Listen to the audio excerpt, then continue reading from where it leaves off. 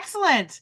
Well, welcome everyone. For those of you who do not know me, my name is Allison, and along with my husband Gord, we are the owners of Skydive Vancouver Island. And for the past 5 years now, we have been hosting some safety seminar. We call it the Safety Seminar Series. And I believe, Bill, you and I had thought this is our 4th year doing the rigging one. We started, of course, COVID hit, and we were like, what are we going to do for Safety Day? And so we started off by doing a safety day via Zoom, and it was amazing. And it's just built from there. At the end of all of this, I'll go through some of the, we're kind of halfway through the month. We always do them through the month of April. And so we've got a couple more left. But tonight, it is all about rigging and packing. And so thank you guys all for taking the time out of your days to be part of this. And bear with me as I'm multitasking, letting more people into the meeting. So without further delay, I am going to welcome and introduce our 2 panelists. In past years, we have given presentations, but through some conversations and Bill's brilliant brain working, he decided he really liked the idea of a panelist discussion, just so that riggers, packers, everyone on this call can engage, can get some of their questions answered, and really have that open dialogue and communication within our community. And so that's kind of how this whole thing's going to play out. And just so you guys know, I guess I kind of skipped this step. Just so you know, if you're not familiar with the Zoom, when we are opening up the floor to everyone, down in your controls, there is a reactions tab. You might have to hit the more or something like that. But there is a icon called raise hand. So if you're wanting to speak, or you have a question, just raise your hand. As you'll probably see right now on mine, there's a little hand up on the left-hand side. And that gives me and everybody else that to know that you have a question. And so I'll be able to call on you when there's questions. There's also a chat box. And so in the chat box too, we can have questions there as well. Be patient with me. I'll be moderating as we go through and helping these guys out with all the questioning. And when you're done asking a question, you can just go ahead and lower your hand as well. So without further delay, I introduce the CSPA Technical and Safety Committee Chair and awesome guy, Bill Pentney. He started skydiving back in 1989, and he was a member of the Canadian military. So through 1990, he worked with the Skyhawks and was introduced to the world of rigging. And I think he really likes just nerding out on equipment and rigging because it became his absolute passion. He obtained several CSPA ratings, including his tandem rating. And so he was super active in the sport of skydiving and still is, maybe in different realms of the world with base jumping and that fun stuff. He's definitely involved in the equipment rigging side and of course within CSPA. He competed in multiple disciplines, and he currently has his CSPA. He's a current CSPA rigger and facilitator. And oh my gosh, Bill, I feel like I'm dating you, but you've been the Technical and Safety Committee chair since 2018 now, right? That's crazy. So yeah, so Bill's going to be on our panel, as well as, for those of you who do not know, Mr. J-rodd Cole, who is a rigging instructor. He is basically got his rigging in 2005, also a huge passion of his, has a business and a loft, and is also very active in the sport. But he holds CSPA ratings, including his SSI examiner and a facilitator. He is the owner of Paratechnics, a rigging loft based out of Toronto, Ontario. He's accumulated over, just a few 10,000 skydives, just a few. And actually, I think it's been 19 years now, J-rodd, coming on that 20. Whew, it's pretty good. He is the chief instructor at Skydive Toronto, our friends back in the East. I consider East as Ontario East. I don't know. Anything past the mountains is East. But so if you ever want to go to Skydive Toronto, you can check him out there. And he is very dedicated to the safety and education, not only of equipment, but of skydiving in general. And super excited to also announce that recently this year, he was welcomed on as a CSPA Board of Directors member. So those are our two amazing speakers today who are going to help answer questions and facilitate some of this with me. But yeah, essentially, Bill, J-rodd, thank you very much for participating with us today. And I'm going to turn the floor over to you guys for a little bit to just maybe, Bill, if you want to do your introduction and kind of talk about anything, and then we'll get straight into some of the questions that the floor might have and go from there. Hey all, welcome. Thanks for showing up. This is our 4th year doing this. Please get involved. If you got a question or you want to add something to what we're commenting on, please put your hand up. J-rodd, you want to say hello? Hello, everyone. For those of you who know me, hello. For those who you don't, I'm J-rodd. Pleasure to meet you all.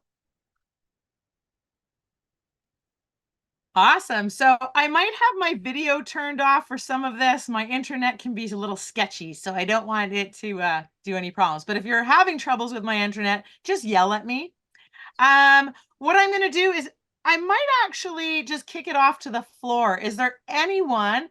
I mean, I did have some questions that were submitted prior to this, but is there anyone that's just got like that dying urge? They've had a question on their mind and they just want to get it out to either one of these guys. And again, remember, it's completely open to everyone in participating. Again, if you have a question, feel free to just put your little raise hand icon up and I can get to you. Anyone in particular yet?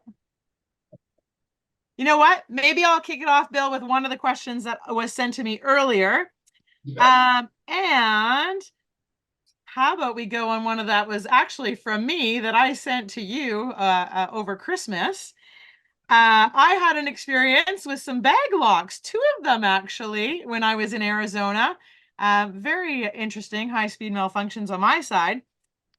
And I guess, Bill, as you know, it is a completely stowless bag. I am not a rigger, just so you know, so my terminology is probably really silly when I say things, but I have a completely stowless bag. So a question I had for Bill back this winter was, have you heard of any malfunctions involving semi-stowless and stowless main D bags? And what is your recommendation with these? What are possible things? Well, you're actually the only 2 malfunctions I heard of, right? Oh. And I did some research. J-rodd did some research. He's going to take over this question in a minute. I don't honestly believe that it's always a packing issue when we have malfunctions, right? I know I was talking with a gentleman who came up with the stowless bag that uses the tab, and they've had malfunctions on that, but they've used the bag wrong. So my take is, if you're going to use these bags, and I think we're going to start using them more and more, especially with our elastic dilemma, which I'm sure we'll talk about here eventually anyway.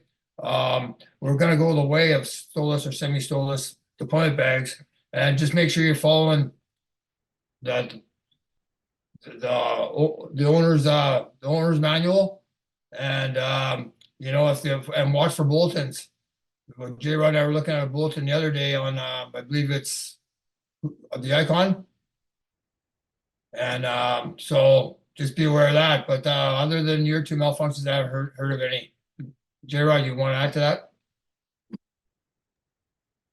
Yeah, one of the big things to keep in mind with the now stowless and semi-stowless bags, and like Bill said, it's gonna be it was a little bit of a trend when it started, and it's something that's going to stick around for a while.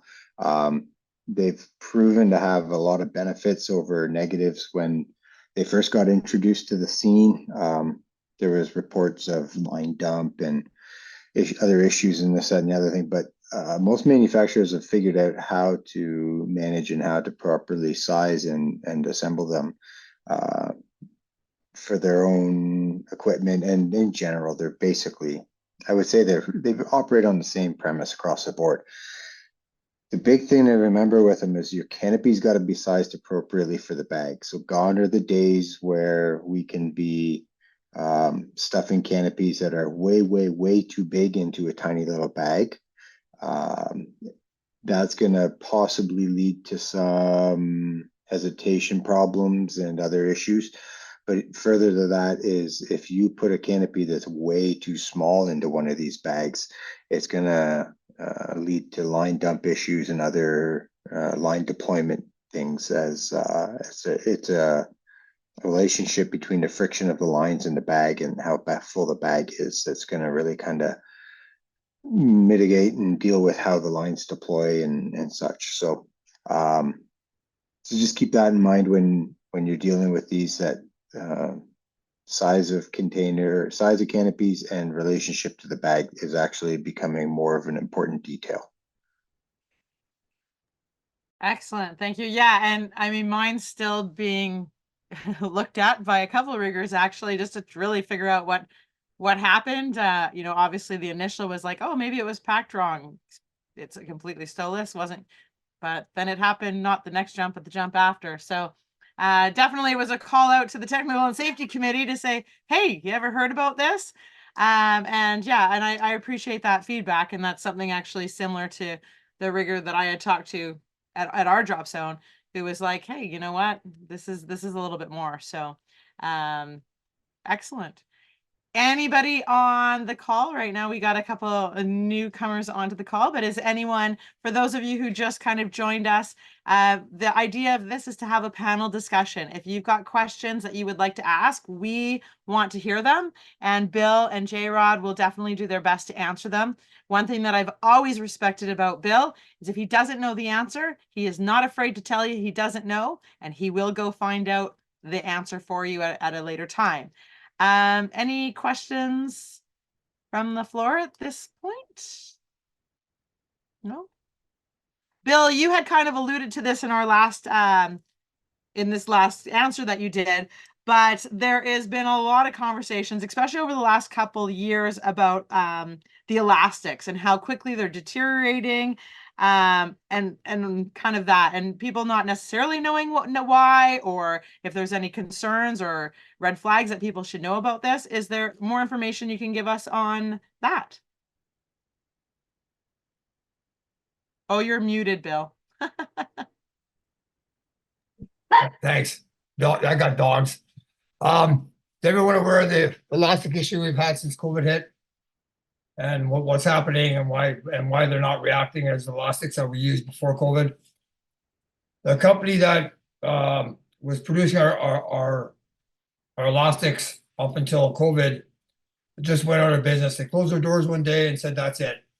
They actually cured. They used a curing process on their elastics, which actually made them more durable, and it made them last longer. Right? There's always a meltdown of rubber. Rubber's eventually going to stick to things, right? The new elastics and the company that's being used now, I know J-rodd knows the name of the companies. They don't cure their elastics. So I've seen over the last winter, elastics actually sticking to bags and sticking to lines, and that's only for a 2 or 3 month period while they sit in the bag. They break easy, they snap easy when you put them on your deployment bag. This is why I mentioned earlier, I think eventually we'll be going to going to stowless bags in some form. But they don't last as long, and you got to be careful that they're not sticking to the lines, especially the lines and the D bag. I would change them often if I was pack my main a lot. So yeah, be aware of it if you're not, and that's the reason why. J-rodd, you want to add?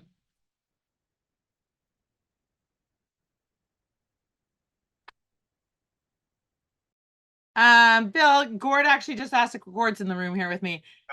He asked the question of, should we go back to tube stows? Well, now this gets to be a personal question, right? And in a way that, I'll answer the question, but as Bill, right? Because there's been a lot of, we all know the bad, the stuff that people have talked about tube stows. I've never had an issue with tube stows. Not one issue in my time.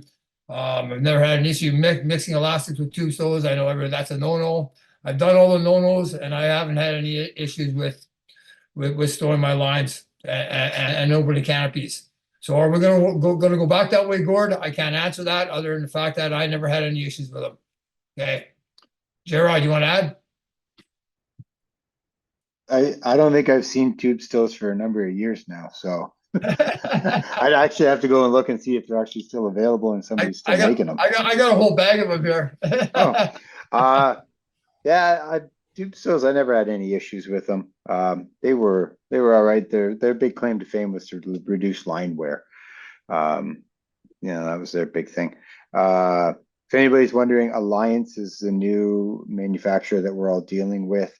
I was actually dealing with a main debag today, and when we went to take it out, one of the newer rubber bands had bound up and kind of, I guess it's just froze or stuck or whatever it is that you want to call that they're doing, but it twisted itself up in such a way that it actually didn't want to. It took a good pull to pull it through the grommet, and like it jammed up on the grommet of the debag. So yeah, that's going to be a big thing this year. Just remind people to pat when they're coming out at the beginning of the season and their stuff's been stowed all winter, to just change out all their rubber bands. From what I've been seeing is our drop zones opened up and going, and when I see people coming out, like when they open their main for the first time of the season, like on the ground or whatever, or I open it here in the loft, I'm seeing, like, I'd say 90% of the rubber bands on the bag are breaking. So that's an indicator that they should be changed. So for you riggers out there, just keep that in mind, and packers, keep that in mind as well, please. Great answers on that. Does anyone in the meeting here anything to add or any questions further on that? Guys are such a quiet bunch. Last year this was like 4 hours long because nobody would shut up. Anyone got questions? We're good. You guys are rocking this. So Bill, another question that came, and J-rodd, another question that came kind of prior to from some riggers prior and jumpers is, I'm just going to kind of ask, which question do I want to ask? I got a good one. Let's talk about mistakes and rigging. So we're all human, mistakes happen. And so just in talking to you two here, and if you guys are open and willing, the question came in, have you recently made or seen any rigging mistakes? And there's kind of a two-part to that, is if you have of your own, what kind of steps and actions are you taking? If you've seen from other people, like what's your next steps on that? And I'm sure, yeah, either of you guys been doing this a long time, so let's get humble and honest. I love it. So I try to live by the motto is make your mistakes in the loft. Don't let mistakes leave the loft. Unfortunately, last May or June, I was maybe even early July, I was working at Skydive Toronto. J-rodd was out skydiving, having fun. I was in the loft working like a slave.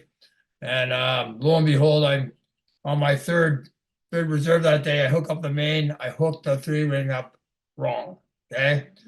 And I can't tell you how many 3-rings I've hooked up in my life, right? One 3-ring went out the door. Now, from what I understand, it was jumped a few times before they actually caught it. They did cut it away. It would have released all in all. Later that week, that was on a Friday, I think, and I came in Monday or Tuesday of the next week, and J-rodd sat with me. And so when I find mistakes, I deal with them just like I accept them. We all make them. They happen. You try to do your best for them not to leave the loft. And I hope that you guys don't have mistakes that leave the loft. J-rodd sat down, told me the issue. We went over it. I actually filled out an in report, sent it in.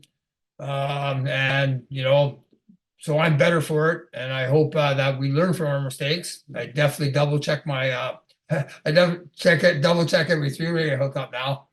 And when I get a mistake, I do the same thing. Now, if it's a mistake that, that's redundant and not really going to change the matter of life, I don't contact the rigger. If it's a mistake that I feel need be, I contact the rigger. If it's a rig that, or a mistake that is actually going to maybe could have potentially caused a lot of heartache, I then would go to the authorities after I talk to the rigger. So that's how I deal with it. I deal with it like I take it, and I think I take it pretty good. Hope you guys just don't make mistakes. J-Rod.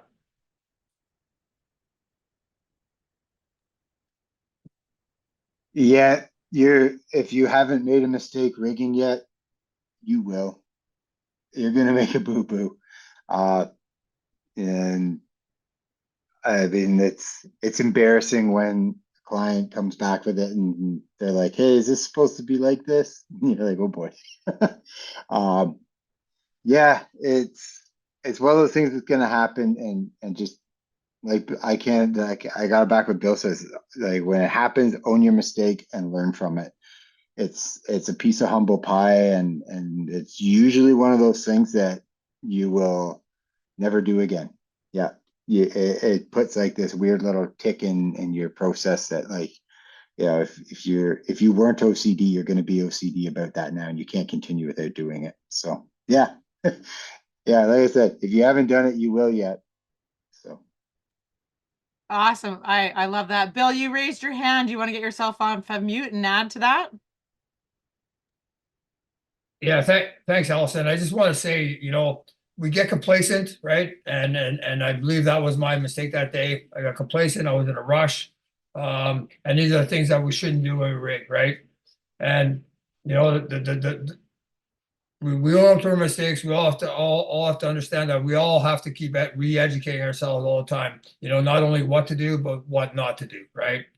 And so we all get in a rut, or maybe you all won't, but I find I get in a rut. I go through it. I learn my mistakes, and then I'm clean from that rut for a while, just like J-Rod said. Anyway, okay, Allison, you're up. Awesome. And I appreciate the honesty in that, guys. Bill, one of the things that I love that you said, and as you know, I am the AIM report lover. You know what? The fact that you filled out an AIM report, super vital. And I have another question too coming, and I don't want to necessarily get into this rabbit hole at this time right now, but I look at some issues with things. It's really important that if riggers see stuff, being able to track that. It's not about getting someone in trouble or anything like that. But if we start seeing trends, for example, fluid wings, if we're reporting on things that are incidences that we find or see, we're going to be able to track that. And, we do have conversations. Bill has big conversations with other associations. And so we're just small in a little fish in a bigger ocean. But if we're all tracking this type of information and we start to identify these trends, especially as we're reviewing AIM reports on a monthly basis and looking at that, it hopefully helps prevent accidents, incidences, and it also might identify things that need to change maybe in the classroom or, best practices that way. So I love, Bill, that you put that in there. And so, yeah, thanks, guys. I do have a question from Brian. And Brian, I'm not sure if you want to ask the question directly or if you'd rather me introduce it. If you want to ask your question, you're certainly welcome to unmute yourself.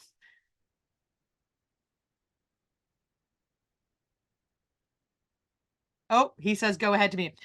So Bill, Brian, we had this big discussion actually at Safety Day for Skydive Vancouver Island about AADs and the altitudes and whether or not we should set altitudes a little bit higher and what the recommendations are and what the things are. And just to give a little back kind of story on that is, if anyone goes to the AIM reports, looking at kind of the summary from last year, there were three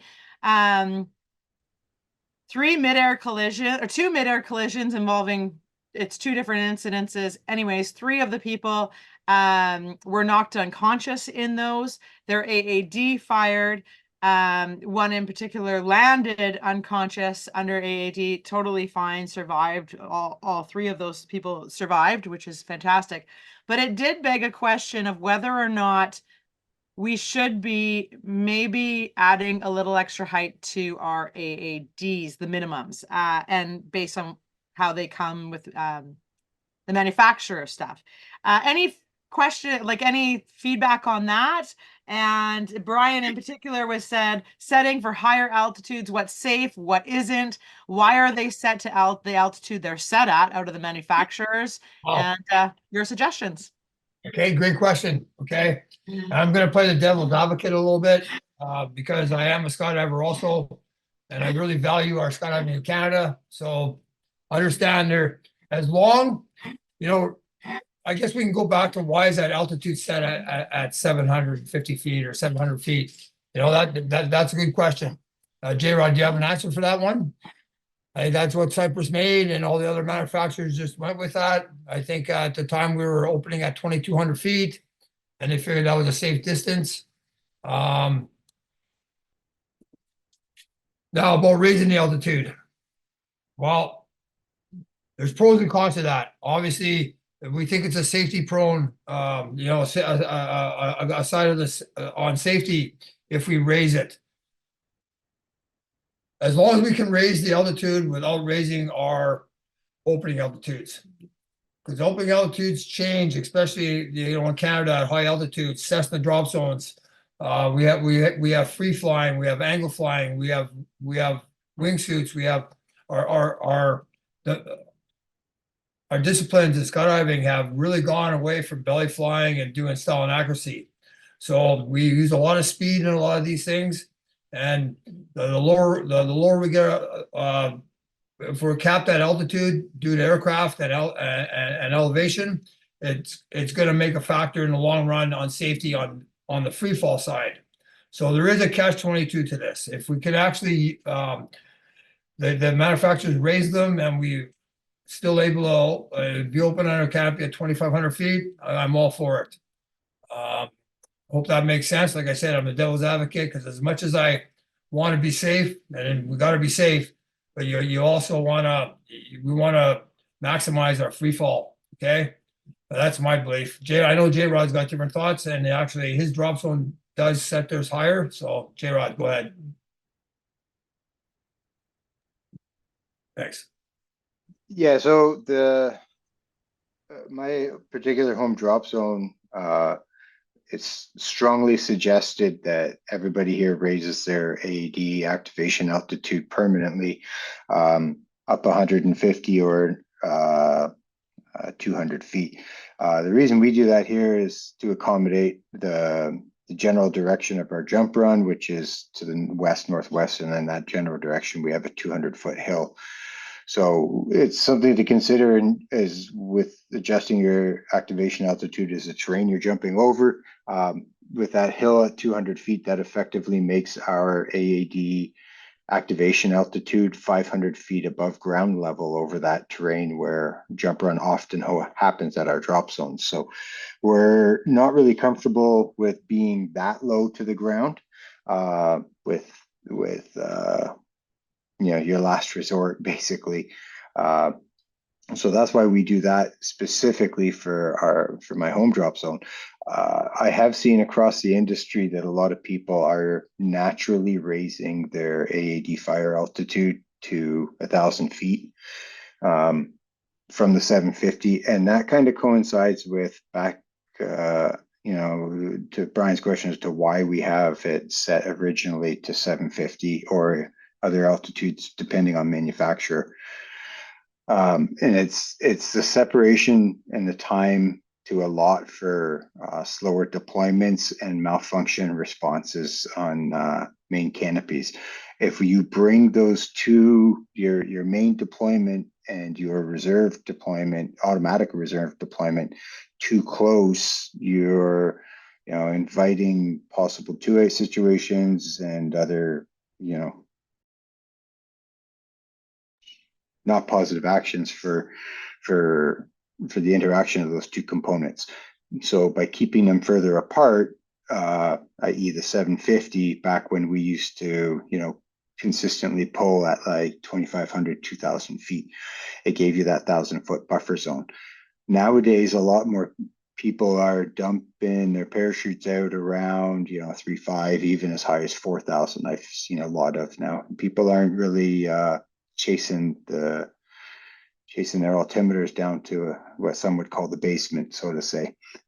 So that's why a lot more people are finding it more comfortable to bring them up in the altitude. Things to consider is that gap needs to be in there. You want to have that separation so that you're not gonna, like I said, have the 2-out situation or worse, any other complications. So hope that kind of answers a little bit for you. So. Bill, you have more to add to that. Just get yourself off mute. You're on mute. But We all know that you can self-adjust these, and I think that's what we should do until it's like, we got to understand that AEDs still are mandatory at our association, right? Or do I believe they're mandatory anywhere in any association as of yet?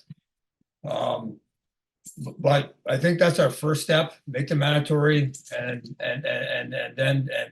then we go to that issue. But there's nothing and nobody telling you that you can't adjust yours 150 or 200 feet higher. So they're all adjustable as far as I understand, right? So, okay, Awesome. I hope that answers the questions. If not, Brian, put your hand back up. He has issues with his mic. So, Okay. yeah, he was talking about specifically the individual changing them, not necessarily the manufacturers. And one of the things that I had ended up finding, because of course the question came at our safety day, was a really good article. And J-Rod, you hit it perfectly in saying, you know, be careful, don't just up it, because there's so many other factors that play into that. Now you've got to think about what's your opening altitude, how much does your main canopy snivel, what's your hard deck for a malfunction, all of these things. And so it was a really good article, and J-Rod, you touched on a lot of that. So it's not just simply looking at your AAD and going, I feel like I'm going to raise it today. It's actually doing the research behind it to make sure your wing, like all of your wing loading and all that stuff. There's lots that I have to consider in it all. And there's pros and cons to doing it. So I think you both captured it well, is educate yourself and do it correctly if you're going to do it. Don't just do it haphazardly. J-Rod, and I love that you also recognize all drop zones are different. There's different hazards that you might need to consider when you're adjusting those kind of things. So, you know, at Skydive Vancouver Island, we take off we have to do an offset automatically because our landing area is 150 feet higher than from the place we take off. So it's really important to have, I mean, the good thing is when we go to Arizona and if you forget to take that offset out, well, you're good because it's just flat. But it is things that you need to really consider and educate yourself on. I really appreciate that. Does anyone have any other questions kind of around that, the AAGs or offsetting those AADs? Brian, if you can give me a thumbs up if you think that we answered your question fully. He says, all good. Such a quiet bunch today.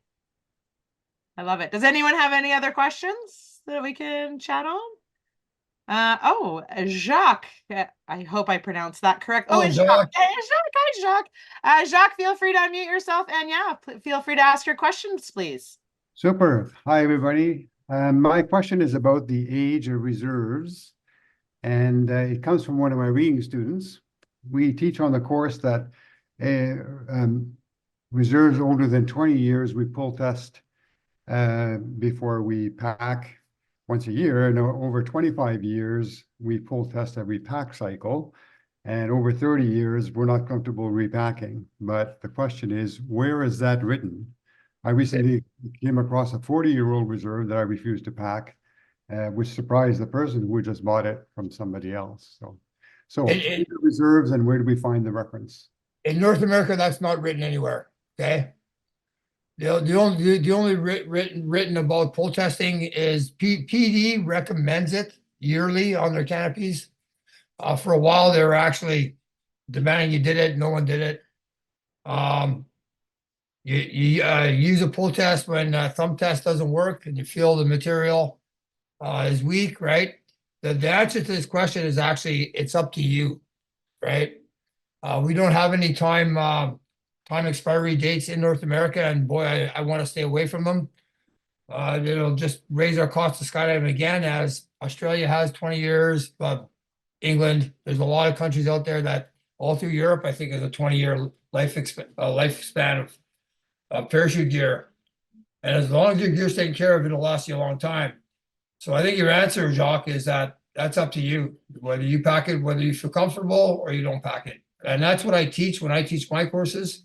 That's what we teach. We obviously teach the pull test, and you can test them all you want. The problem with the pull test is it doesn't actually show you what porosity it has. It tells you the material strong, doesn't tell you whether there's any permeability left in it. J-rodd, you wanted to add? I mean, first off, you'd have to look and see what each individual manufacturer says in the manual as to pull tests. I mean, if we're packing them, that means they got a manual somewhere. So, I mean, that's your first line of defense right there. Yeah, the pull test versus porosity thing, like, yeah, it's not gonna, the pull test isn't gonna give you that much. The pull test is basically just gonna tell you if it's gonna critically fail or not. And I don't know. The pull test is a weird one. I'm not a big fan of pull tests. I think that they're a little harder on the equipment than, say, a porosity test could be. But you know, nobody's going to go out and spend, you know, $8,000 to $10,000 on a porosity machine to pack a reserve. So, but yeah, the pull test I find a little too aggressive for what they call non-destructive. But I mean, it's what the manufacturer calls for, and it's what we should be doing where they call for it. Some manuals don't call for one, some do call for it, from what I can recall, like every repack.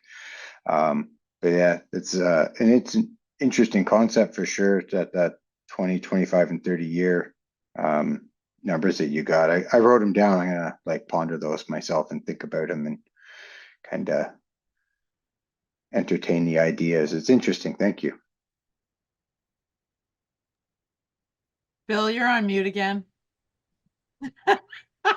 I love Thanks, you. Allison. I'm mute because I got barking dogs. Jacques, Jacques, the only place that I've ever seen it written down that you know that you do it was long ago with the acid mesh test we did on rounds, and PD on the front of the hard copy of the PD reserve manual. It states in there that it's recommended to do it yearly, but anywhere else I have not seen that. Does anyone else got to add to that? Does anyone know any more than we don't? But PD is the only manual that says it. Does that answer, Jacques, or no? Yeah, it does. Thanks very much. I appreciate everybody's input. I tend to agree with J-rodd that like, especially on a new PD, there's no way I'd be testing that. It's really not non-destructive testing. Although unless there's deformity in the ripstop, I never. I mean, I've only seen deformity in the ripstop when the reserve was past due date for sure. I'll tell you my personal experience. My personal experience is up until a couple of years ago, I actually had access to a permeability and porosity machine, right? So I would, if I felt, I mean, if you pack a lot and you've been around parachutes a lot, you can tell when they're baffed, I guess is the word we used to use, when there's no fabric left to keep air in the canopy. And when I felt that, I was able to go to a porosity machine, check it, and then, you know, tell the owner that this is done. So I guess another answer is just the more you pack, the more you realize what good material is and it isn't. If you want to have a 20-year or 30-year policy, that's your policy, and there's nothing wrong with that, right? But remember, we decide what we pack and don't pack. Matter of fact, I didn't pack a rig the other day. Not for porosity, it was another issue, but yeah, that's our prerogative. Okay. Okay, super. Thanks for that. Thanks, Jacques. Awesome. Thanks, Jacques. And for those of you who joined kind of a little bit later here, this is a panel discussion. We want questions from the floor or discussions from the floor. J-rodd and of course Bill are going to help to answer that. But if anyone has anything to add further, please do so. And if you do want to ask a question, there's two ways to do so. You can either use the Zoom icon, raise hand, and I will get that to you. Or you can, of course, just be in the chat. You can either direct your question to me directly and I'll get it out to them, or of course, just put it out to the floor. On that, does anyone have any other questions or discussion? Well, I guess it's a good thing I got some people to send me pre-questions just in case. I could ask Bill questions like for days on end, so I don't know. Warren, you've got your hand up. If you want to unmute yourself, you can ask your question. Hey, yeah, Bill just mentioned that he made a decision to not pack a rig. Maybe we could just discuss how you came to that decision and what the issue was and what you did afterwards, like notify the owner, or what kind of happened after you decided that that wasn't something you're interested in packing. Okay, so it's, this actually is going to answer another question that Allison has, but so the problem with the rig was that it had a lot of discoloration, right? Like a lot of sun damage, and sun damage on a container is one thing, but sun damage on a harness is a whole different deal. And not only was the Type 7 sun damaged, the Type 8 for the reserve risers was sun damaged. So I've been fortunate enough to be able to pull a lot of material apart in my past, and sun damage, it's almost the worst. Okay. Sand damage is pretty bad in canopies also, and especially in lines, but sun damage is horrible. So that's why that rig didn't get packed. I lucked in this one because this actually wasn't my customer. It was a friend of mine's customer, and he took care of it. But I'm going to talk about another subject, right? And I'm going to skip it, and so we all understand what happens in skydiving. Someone new comes to the sport, they're gung-ho and they want to buy a rig. They only have $2,000 or $3,000. There's someone leaving the sport that's got a rig that's 25, 30 years old. They sell that rig for $2,000. Then that rig comes to me and I don't pack it, right? So you see the whole we have a revolving door there, and it happens a lot, unfortunately. And that needs to come to an end. I'm not sure how we ever end that, but that's what happened in this case. Did you want to add to that, J-Rodd, or?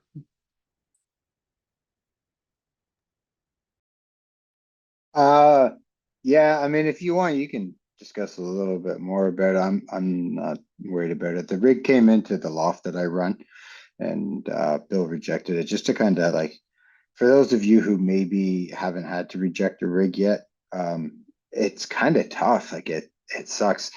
Bill and I discussed it, and we hemmed and hawed, and well, we actually really didn't hem and haw. Bill was just like, absolutely not. Like this thing's, we kind of like, the discussion was like, how bad was it, and to what extent, just confirming with each other. That was the hemming and hawing, like confirming, like I see what you see kind of thing. So in a sense, like we're lucky to have that where we can talk with each other and confirm with each other. And if you're ever in doubt, don't be afraid to call up another rigger and ask them whether they want to visually over like a phone connection either talk about it or see it, or if you have to take it over to their place, or they come to see you and actually physically touch and handle the product to decide what should be done. Like don't be afraid to ask for help, especially if you're hemming and hawing yourself. So the event happened because the guy brought it through my business. I contacted him and had the discussion as to why his equipment wasn't meeting a standard that we felt was mandatory and needed to repack it. He was fine with it. He was actually pretty pleased with it. Sadly for him, it was a rig that he'd purchased off of a friend as a young skydiver, didn't really know, and he'd only had it for the last handful of months, really. He came out of the US. It was some pretty old technology in general, canopy wise. I think those were Flight Concepts canopies. If you don't know what those are, that's how old they are. So we talked about it. I talked about it with the client. He was actually quite pleased that we made that discovery, and that, yeah, we decided not to put something crummy and crappy and risky products on his back. So further to that, it actually worked out even better, because I just happened to pick this rig up off of the floor and sling it over my shoulder to move it across the loft one day. And my arm barely fit through the shoulder. And I thought, geez. And this guy's, I'm pretty sure he was my size. And so I got curious, and I put the whole rig on just to see how small that actually was.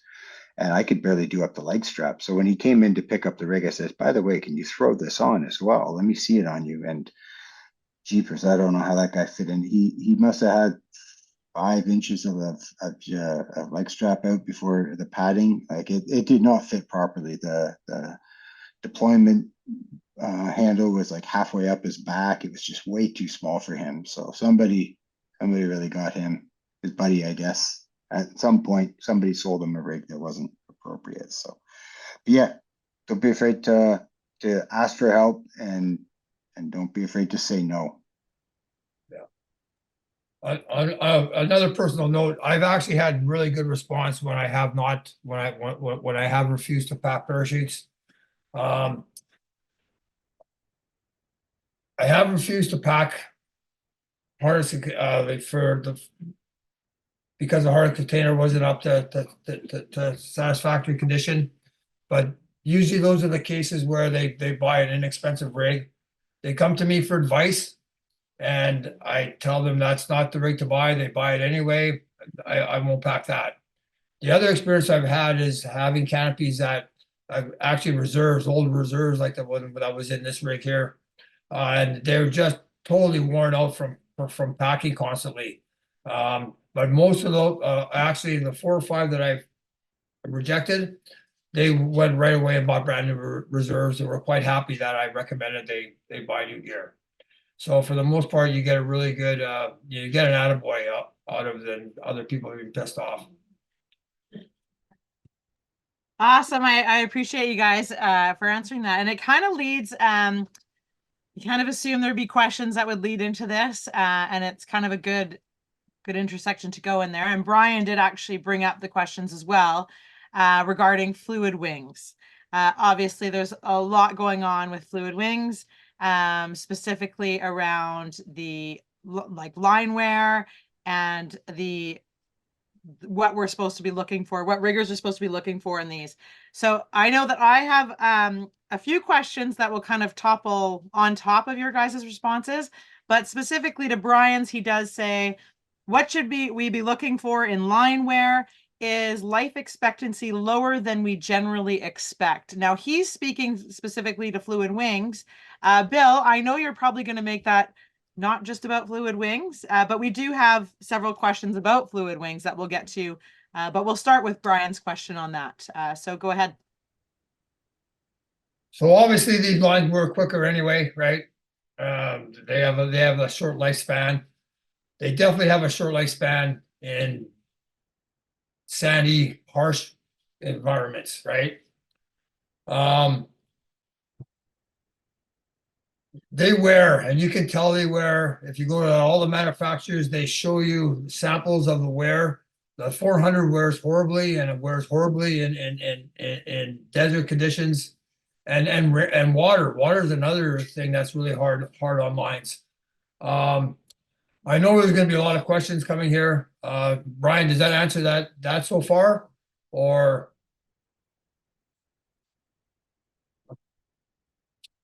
I don't see Brian's hand. Okay. J-Rodd, do you want to add to that? I'm just trying to answer one question at all before we get into what we really all know, right?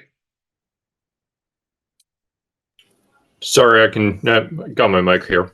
Nice. Are there any kind of general tips on things that we should be watching for in our lines, or anything on that side, or is it just assume that it's significantly less than like I generally assume that I should be replacing my lines, and they're not 400s. They're my current rig is 7. Yeah. But I generally go with well my jump numbers and that I should be replacing them every like 400 or 500 jumps, and I just standard accept that my rigger is going to do that right around that time, which generally the end of the year, here's my rig, I need new lines. Cool. You know that's good. You're taking responsibility, right? All the line manufacturers, all the canopy manufacturers, they have they got the article and they show you the line wear. They show you the different line wears in each line. So instead, and I'm going to recommend that as especially as a high performance canopy owner, you know those charts. You get the charts. You see the wear. If you're jumping in you know, in the desert in California a lot and Arizona and obviously in Dubai, that you change your lines quicker, right? They all, I think all the manufacturers have a recommendation on line lengths, but it's your responsibility to watch that. You're not just going by their expectation, but also by the expectation of you know, the wear that's being put on the line itself, right? J-Rod, you want to add?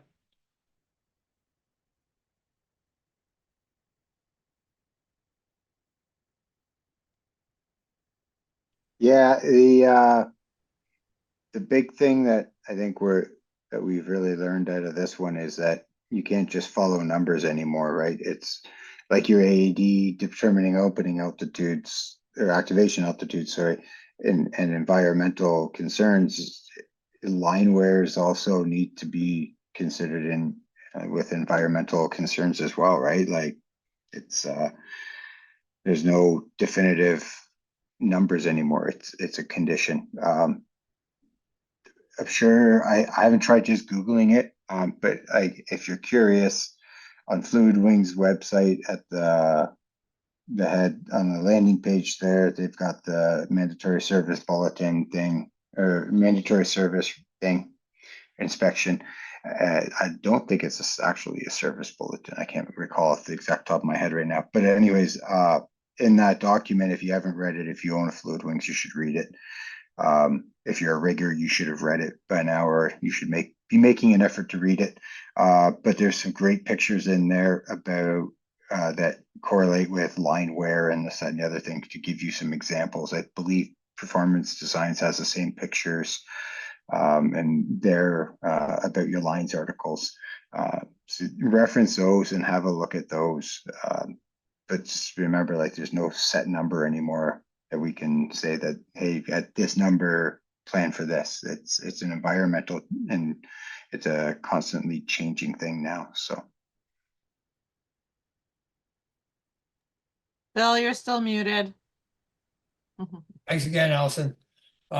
You know, J-Rod's so correct about a number, and also it's the line, right? The line that you're using. You know, Dacron lasts a long time and a lot of jumps, right? It's not used on high performance canopies, right? Openings are mellow, so it's a long lasting line that and it's a big line, right?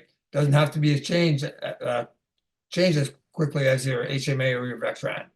So it's hard to put it. Yeah, you can't put a number on it. Make sure you know your line. Make sure you know the line that's all, you know, the canopy that you're jumping. Terminal openings, they're hard on the small line, right? I think that pretty much, I think we covered that part of it. Okay.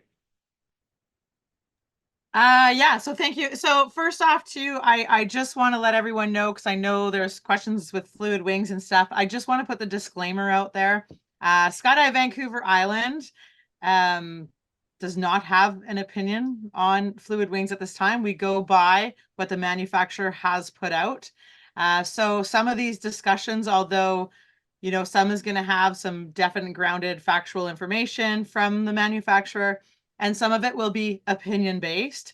Again, the biggest thing to do is research and talk to people to know facts. So just kind of putting that disclaimer out there right now, simply because Skydive Vancouver Island, again, you know, we don't have a personal opinion on this. This is just a platform we provide for riggers to have discussions because they are so important.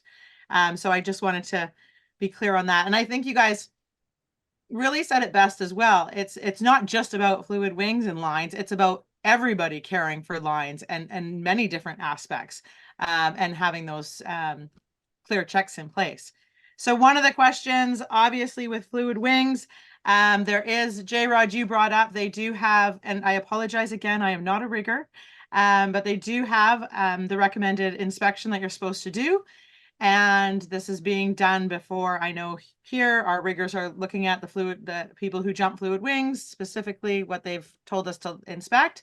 And I know one of the questions came through is, as a drop zone owner, how, when we're looking at somebody comes to my drop zone, say with a fluid wing, how am I to know that these inspections are done? Has there been anything set up so that riggers or drop zone owners know that that inspection has been done? What are riggers doing? Where are they noting this? Or do I have the responsibility to call the rigger who did it? That's a very good question, right?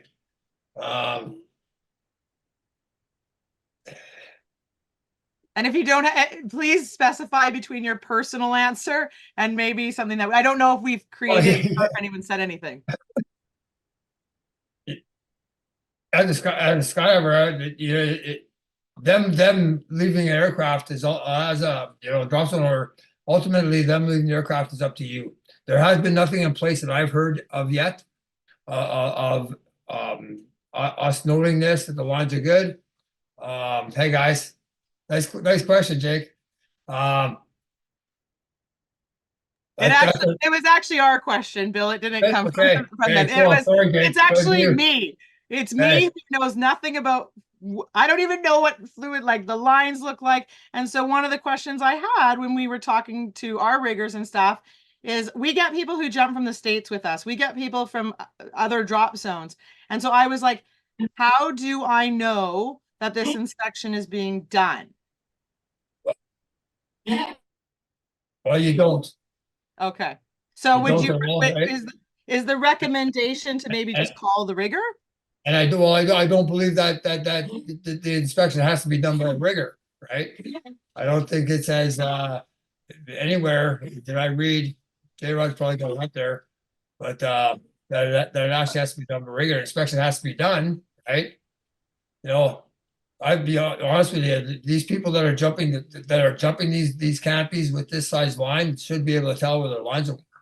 You know, realistically, you know. Shannon and Jake, I'll get to you guys in a minute. J-rodd, do you have anything to add on that, or suggestions also, you know, being at a big drop zone?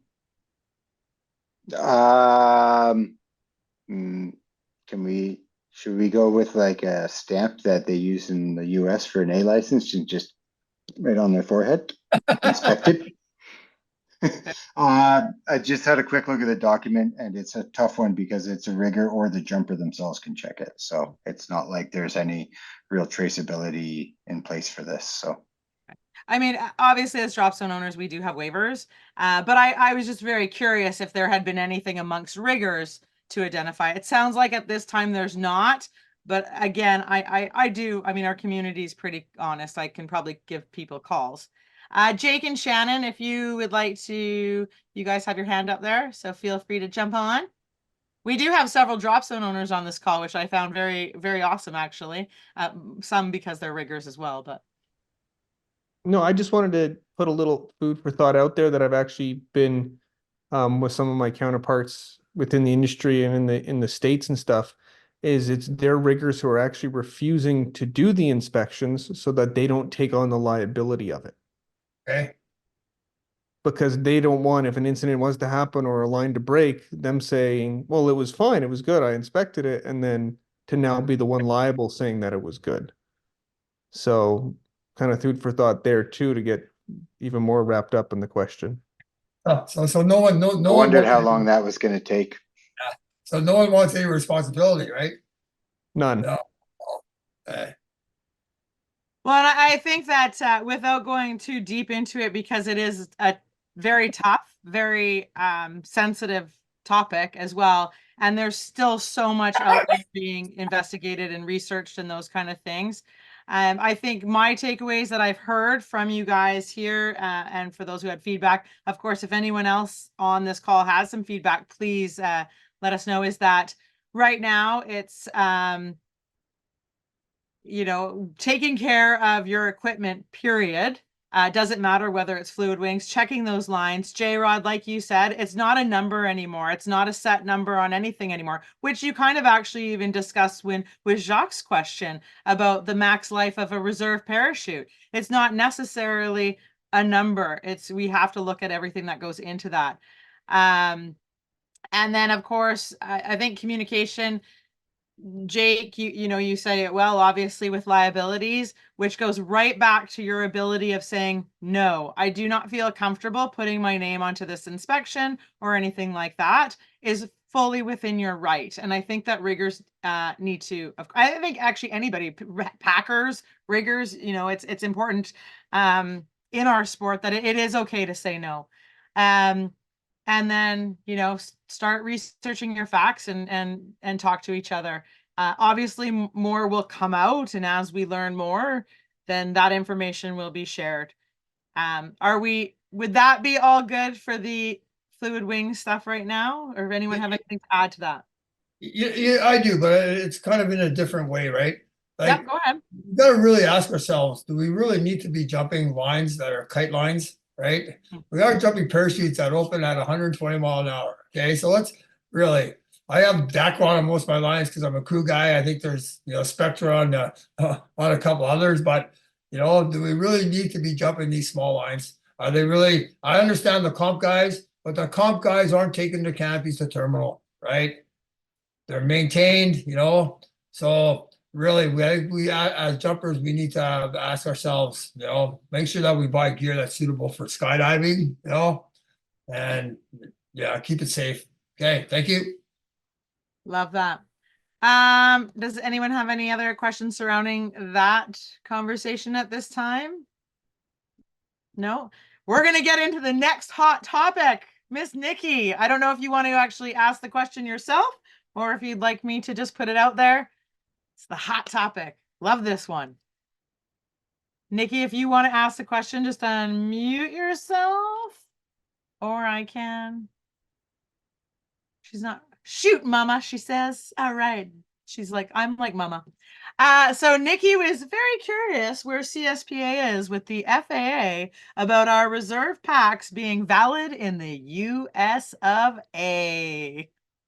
Great question, Nikki. Bill, you're on mute. Barking dogs. Okay. So that's a great question. And we're where we were a couple of months ago and where we're going to be for about another year. When we started this process, we were working with the FAA, or sorry, with the USPA to go through with the FAA. We figured this would be a 2-year ordeal. The proposal went in last July, right? So we're almost up to a year. So we've got another year to wait before we start sweating. One of the good things, talking to our USPA rep or our helper there, is that they haven't said no yet, right? So we look positive that way, but as soon as we hear anything more, we'll let you know. But it's gonna be a long wait. The FAA has a lot to deal with, skydiving, and you know, the general flying population there always takes second fiddle. So hopefully that answers your question, and if we hear any more, we'll let you know. Awesome. Brian actually makes a good point. He goes, I expect this question will come up every year till it's fixed, if it's fixed. But that is probably very, very true. Does anyone have other questions or questions around that? No, we're good. So we do have a really big mix of some people who are not riggers and just pack their own parachutes. We've got drop zone owners, we've got experienced riggers, and we've got newer riggers out here. And so I just wanted to talk a little bit more about there's some specific things. One of the questions that came out prior to this meeting was AirTech changed mandatory Cypress maintenance to recommended. What do you recommend to Cypress owners? I mandatory make them send it in. I won't pack the rig if they don't send their now we're gonna talk about why they actually recommend now and not make it mandatory. What was happening in different countries is they either weren't getting the Cypress back or they had to pay so much duty that it was cheaper to buy them a new Cypress.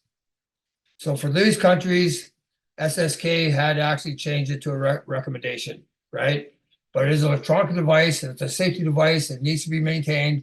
So I really push all my clients to send their to say it happens. We send it in. I haven't had no one's yet told me no. J-rodd, you want to add to that? I'm going to get your opinion on that too. Go ahead, Jared. I agree. It's still there. I send all the Cypresses back. It's just one of those cross the T's and dot the I's as a rigger. I mean, for us, it's literally just over the border, right? It's not like we have big struggles or have long distances to ship them or anything like that. In fact, I opened a reserve today for somebody, and the discussion was, well, if we do it now, you won't have to do it from the country that you come from, which is going to cost you a small fortune to ship it from later. They're from an island down in the south, and so we decided that we'd send it out here before it became a problem for them to do it later. So it's just one of those, like, it's a convenient thing for us to do, so just do it. Jake, what's your take on that?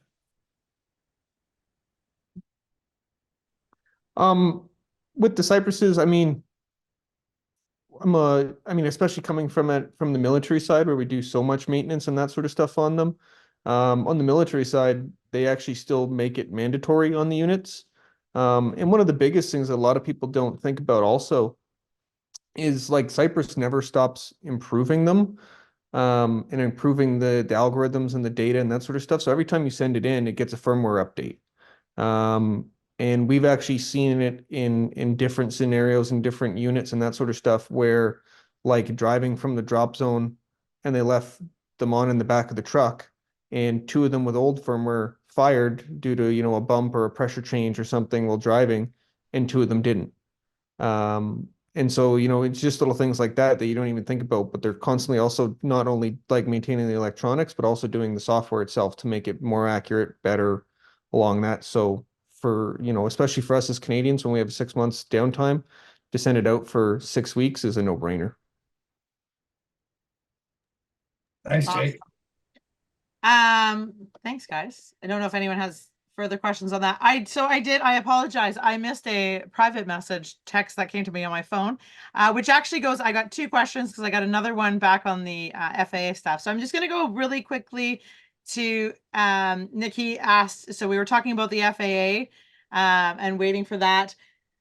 Just wondering, so this is a tough one because, of course, this is CSPA, but would you suggest pursuing an FAA rating or waiting it out?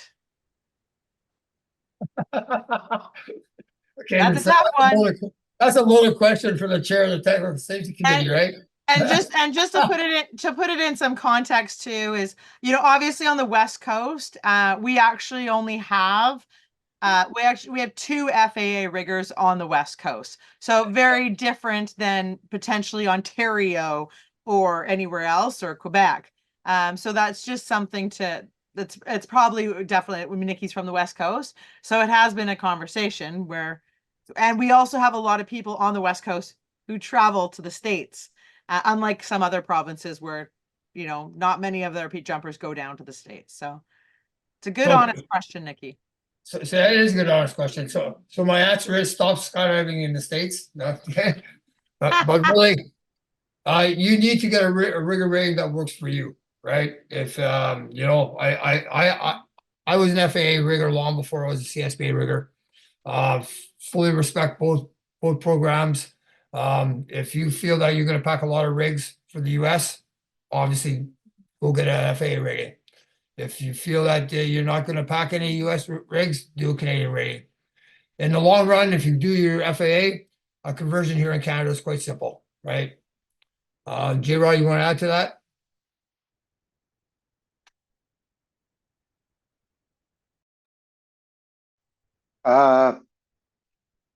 Well, I mean, yeah, you should get your CSPA ratings. Of course you should.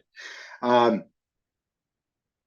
the FAA stuff, I mean, training is training. I mean, another course never hurts, right? Learning more stuff, it's not going to hurt. Very good politically correct answers. Very nice. Nikki, stir in the pot, my girl. I love it.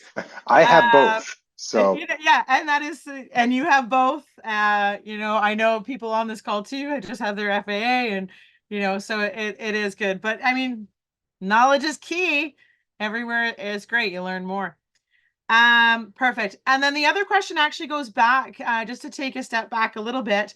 We were talking about bands earlier, the rubber bands, and someone had asked if, actually didn't just say, but the Alliance rubber bands versus Keener, and actually it was specific to that I think, Jake, you were able to give an update to kind of add to that whole conversation.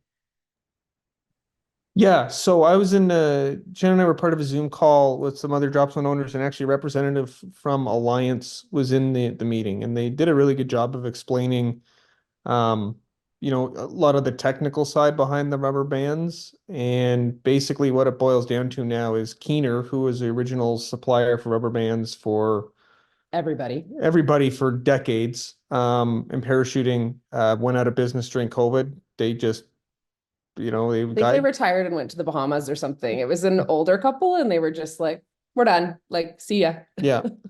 And then, so Alliance was making mil-spec rubber bands for parachuting, but their process is completely different, and they can basically put out about 4 to 5 times the amount of rubber bands in a given period that Keener was able to do.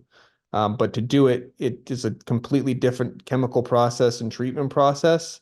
And we're seeing the results that process is what it means is the rubber bands aren't lasting nearly as long, and they're much more sensitive to conditions. In their defense, though, we aren't their target market. So it's a bit like walking into a tractor dealership and asking why you can't buy a four-wheeler. Theoretically, some of the parts are the same, but skydiving isn't their target audience. They are willing to try and help out the skydiving industry. I think at this point, between USPA and CSPA and everybody, they seem to understand that there's a market for it. They have said they're not going to change their manufacturing process to suit us, though. It's the difference between steaming and baking, and it's a whole thing.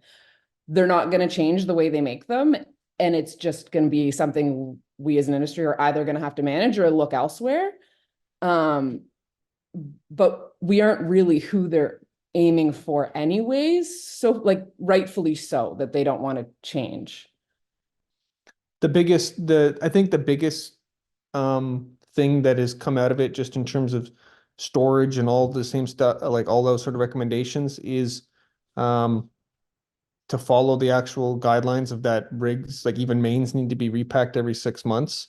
And I think we're seeing that. I know J-Rod, you know, I saw a post about you, just like this, you know, what we would see with rubber bands that would last years on a parachute is lasting months now. And is leaving a lot more gunk, a lot more gumminess on the rings, on the lines themselves. And so what I'm recommending to everybody is 6 months, you know, if you're gonna leave a rig unpacked or like gonna leave a rig in storage, leave it unpacked now so that that gumminess on the lines does not get attached to anything. And or if it's going to be unpacked for a long period of time, is actually just take rubber bands off and leave it, you know, unpacked with no rubber bands on, so they can't degrade at all. And if your bands get warm, if you've taken them to your car, if they've sat out in the sun, If you left them in the desert, throw them out. They can't get warm. They need to be stored in a, they said ideally the fridge, but cool, dry location, not your hot car in the pocket of your packing pants that you're going to leave for the week until you go back to the drop zone on the weekend. Don't do that. Throw them out. They will get gummy. It'll gum up on your lines. You're going to get a bag lock. It's going to be a bad day. Throw them out, start over, find new bands, put them back in the drawer before you leave the drop zone for the day. Don't use old bands. I was gonna say, yeah, the last piece of it too is they're actually like the Alliance themselves are saying a 6 month from manufacture lifespan on them, and which is actually really hard because their dealership network is terrible. So it's likely 4 months before a drop zone would get them. will get them. So there's a very short time span and lifespan on them is what they recommend. And the problem is, and like it goes back to, they force dealers to buy, I think a minimum quantity that we had to buy was 1,000 pounds. For us to go through 1,000 pounds of rubber bands in 6 months is pretty much all of Canada, in some ways. So they're trying to right now to kind of adapt their dealer network to make it more reasonable for drop zones to get them in shorter amount of times and that sort of stuff, to extend that shelf life. They're also looking at manufacturing dates on the boxes. So at least you know when you get a box, roughly how old it is. We're telling our jumpers, like, make sure with your repacks that you've changed all your elastics. So at least at minimum, you know they're getting changed out every 6 months, but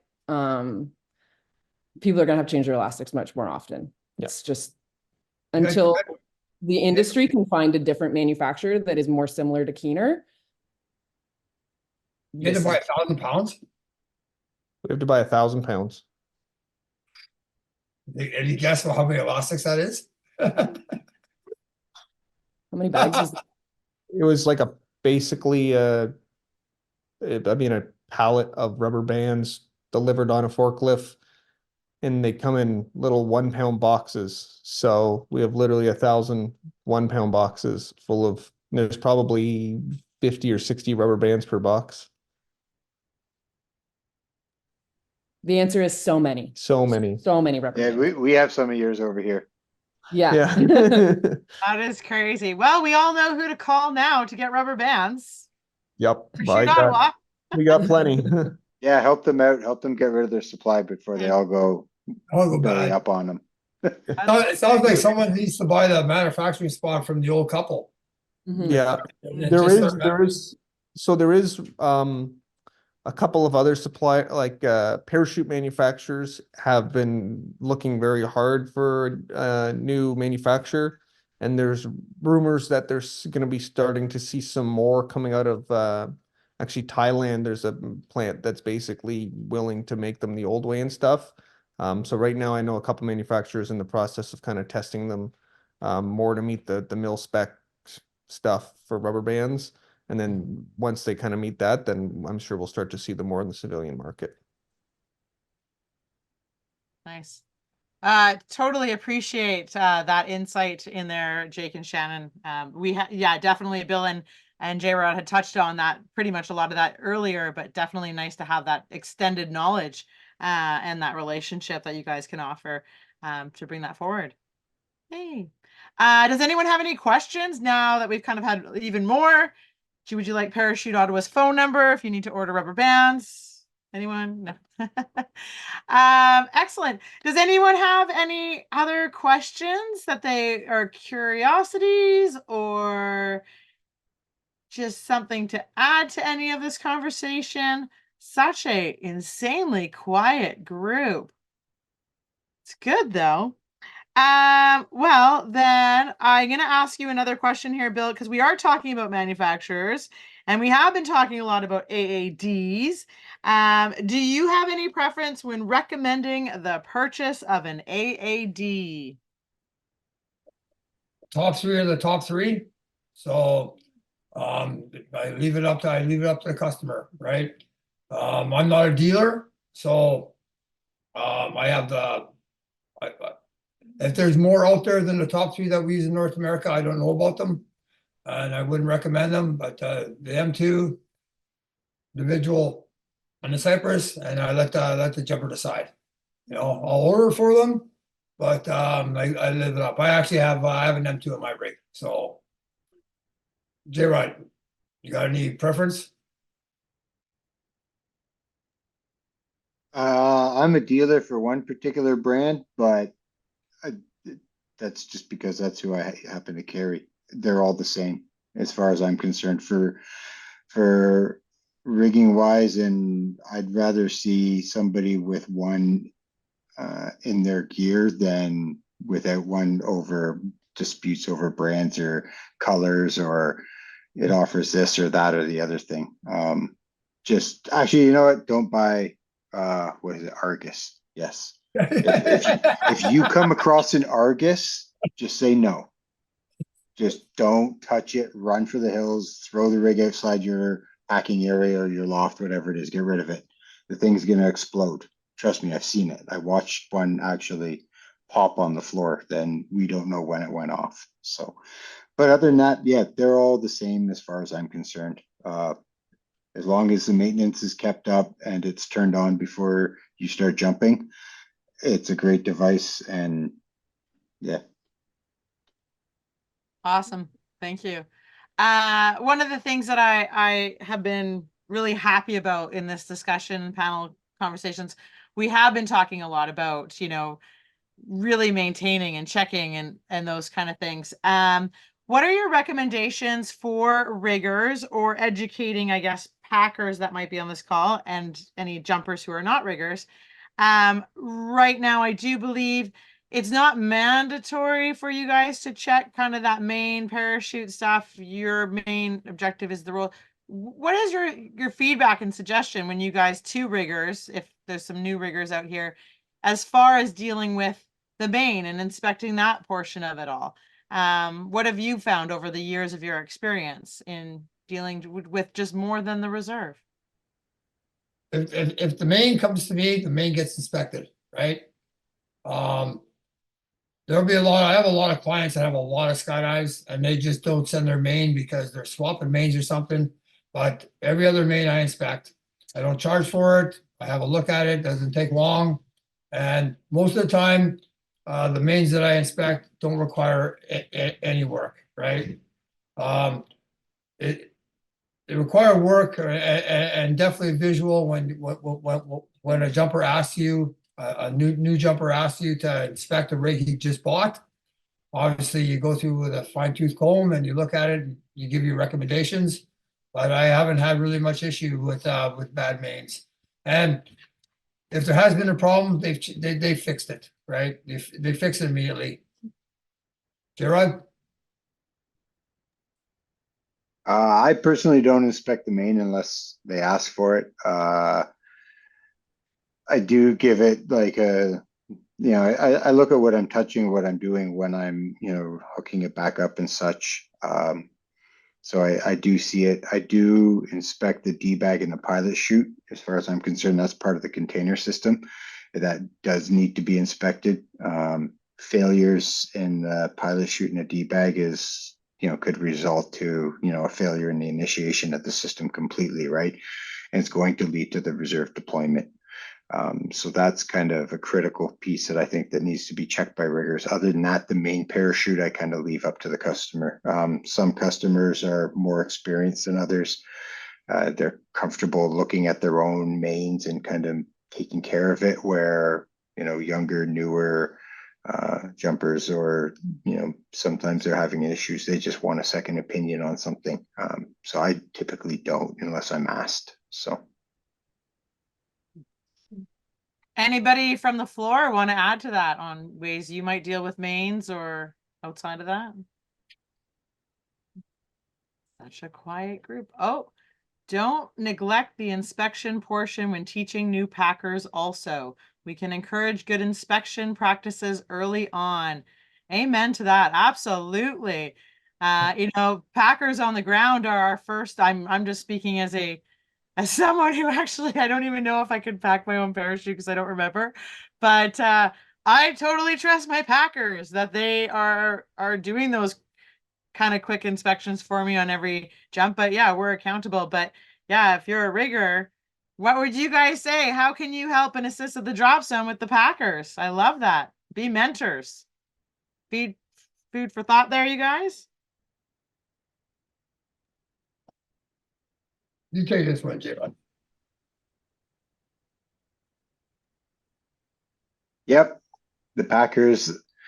Well, the tough one with the Packers is if you're talking about Packers that work at a drop zone and pack either the school's gear or pack for a living or such, pack fun jumper gear. Not everybody gets those pack jobs, so not everyone's paying for a packer. So I think it